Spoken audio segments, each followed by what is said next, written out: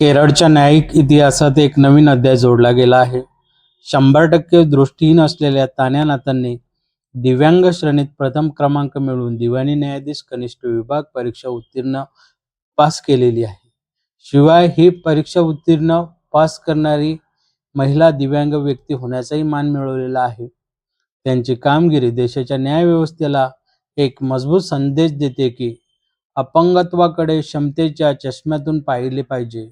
Tanya Nathan केरळमधील कन्नूर येथे राहते. जन्मापासूनच तिला दृष्टिदोष आहे. तिला कायद्याच्या क्षेत्रात खूप रस आहे आणि शालेय शिक्षण पूर्ण केल्यानंतर तिने कन्नूर विद्यापीठातून LLB ची पदवी मिळवलेली आहे. त्यांनी दृष्टिहीनांसाठी असलेल्या ब्रेल भाषेत शिक्षण घेतले आणि प्रथम श्रेणीची पदवी प्राप्त केली. त्यानंतर त्यांनी कन्नूरमधील थालीपरंबा येथे एका वकिलाकडे कनिष्ठ वकील म्हणून काम केले. कायद्याचा अभ्यास पूर्ण केल्यानंतर त्यांनी थेट परीक्षेचा मार्ग स्वीकारला नाही, तर कन्नूर जिल्ह्यातील थालीपरंबा येथे वकील म्हणून प्रॅक्टिस सुरू केली. न्यायालयात काम करत असताना त्यांनी न्यायालयीन प्रक्रियेचे बारकाईने आकलन केले, ज्यामुळे नंतर न्यायाधीश होण्याच्या त्यांच्या निर्णयाला एक मजबूत पाया मिळाला.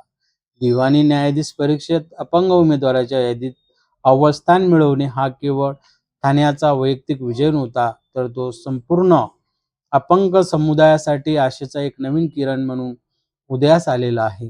हे यश अशा वेळी मिळाले आहे जेव्हा देशात न्यायिक सेवांमध्ये अपंग व्यक्तींच्या सहभागाबाबत गंभीर चर्चा सुरू आहे.